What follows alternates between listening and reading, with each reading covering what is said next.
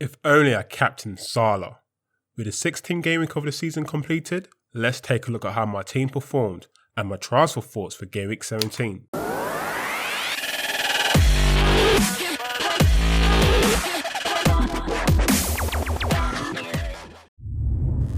Ahead of game week 16, in order to fund Lacazette, I took a -4 hit and replaced Zaha with success and replaced injured Arnautovic with Lacazette. For game week 16, I got 65 points, 10 points above the average, improving my ranking by 40,000 places. But if I made Salah my captain, my position would have improved by 200,000 places, so a massive opportunity missed. In the My FPL Strategy League, my position has 2 improved. Shout out to Ahmed, who is now the new league leader. Now let's take a look at how my team performed and my transfer thoughts for game week 17. Man City's unbeaten run comes to an end, losing 2-0 against Chelsea at Stamford Bridge. To begin with, Ederson had very little to contend with, as Man City dominated the ball in possession. But just before half-time, the Brazilian was left standing after Kante's thunder shot reached the back of the net. City then conceded a second goal in the second half. However, the Brazilian did manage to record 3 saves, thus at the end Ederson returned 2 points.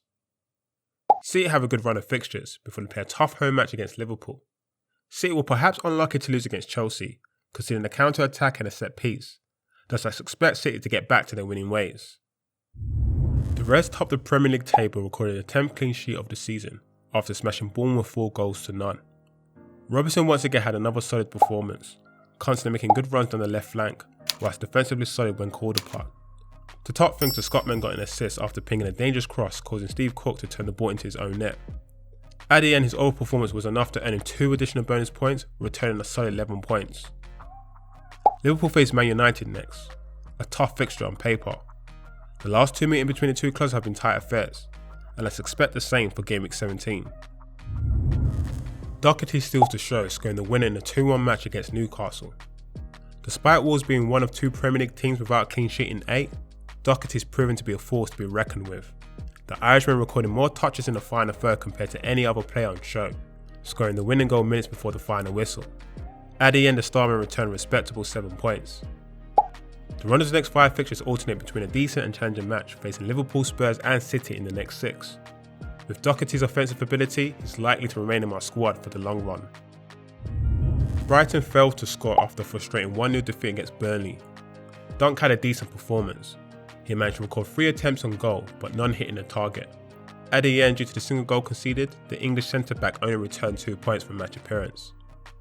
Brighton faced Chelsea next, a tough fixture on paper. In the last 2 meetings between the two clubs, Chelsea have scored 6 goals with no reply. In addition, Brighton has failed to keep a clean sheet in 6. Thus it's very unlikely Dunk will start in my team for game week 17. Despite taking the lead within 6 minutes, Crystal Palace lost a tough battle against West Ham 3-2. WAN-BISSAKA had a tough game, tasking solidifying Anderson's attacking threats. There wasn't much on show going forward, only recording 1 attempt on goal. At the end, due to conceding 2 goals, the young right back only returned a single point. The Eagles welcomed Leicester City next, a decent fixture on paper. To my surprise, in the last 2 fixtures between the two clubs, Crystal Palace have scored 8 goals with no reply. So on paper, this could be a good fixture for Crystal Palace. Richarlison scores the opener in a 2-2 thriller against Watford. Richarlison had a good first half performance, scoring his 8th goal of the season. In the second half, he was kept quiet, but looked like the Blue most likely player to score. At the end, the Brazilian returned a respectable 7 points.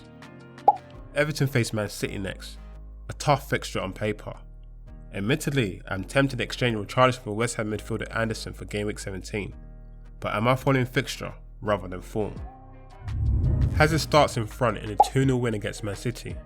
This wasn't your typical performance from Hazard. The Belgian international presence around the opposition box was very minimal, only recording a single attempt on goal. But despite the lack of action in the final third, the midfielder provided 2 assists, returning a solid 9 points. Chelsea have a good run of fixtures, and don't play a top 6 team to game week 23. Hazard has now returned points in the last 3 game weeks, so his spot in my team remains intact. Vintage Salah returns in a 4-0 hammering against Bournemouth. There was a growing consensus that Salah was not quite the same player, with many owners, including myself, planning to sell the Egyptian. But in the game against Bournemouth, Salah scored an incredible hat-trick, returning a whopping 21 points. But unfortunately for me, I didn't make Salah my captain, missing for the third time this season on hat-trick captain points. Wow.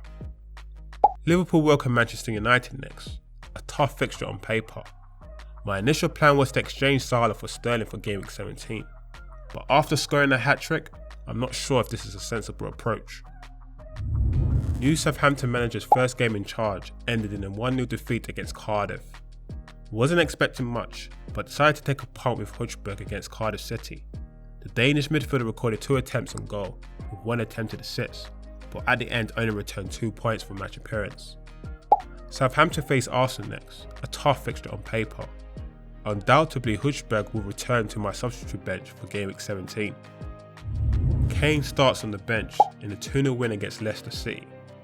On the game week of widely contrasting luck, Harry Kane was named on the substitute bench for the first time this season.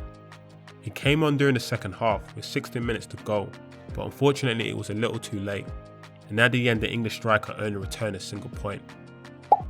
Spurs have a good run of fixtures, and don't play a top 6 team to Game Week 23. I brought in Kane to capitalise this good run of fixtures, so I'm hoping in the long term it pays off. LACAZETTE gets subbed at half time in a 1-0 win over Huddersfield. Being an Arsenal fan, I chose to follow my heart and pick LACAZETTE as my captain, and oh boy I paid the price. The Frenchman missed a glorious chance in the first half, and to make matters worse the striker was incorrectly ruled offside for a goal that should have counted. He was subsequently substituted at half time, and thus at the end, LACAZETTE as my captain only returned an embarrassing 2 points. Ouch. Arsenal travel to play Southampton next, a tasty fixture on paper. Admittedly, I'm slightly nervous of LACAZETTE not starting for Game Week 17, and thus I've got my eyes peeled and my ears open for any hints.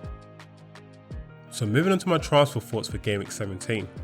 Before the Liverpool game against Bournemouth, it was always my intention to trade Salah for Sterling for Game Week 17.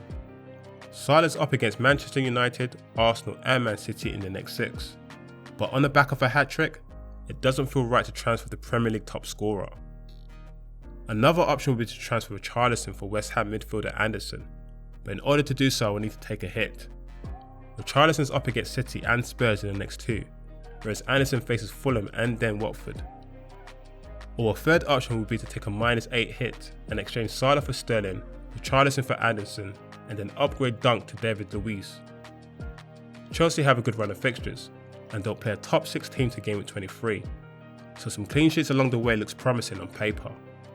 Admittedly I'm leaning towards option 3, which to be honest is unlike me, as I don't usually take hits unless a player is injured or suspended, but I've come to the conclusion I need to be more bullish in my approach. If I did decide to go with option 3, I will probably play a 5-3-2 formation, with HOJBJERG against Cardiff returning into the squad. So for captaincy it's a toss between Kane or LACAZETTE, but of course with the European football this week, nothing is yet confirmed, so I won't be making any transfer to Friday the earliest. So if you would like to see my final decision, be sure to follow me on Twitter, all my details in the description below. And that's all for me today guys, and I'll see you guys in the next video. Peace.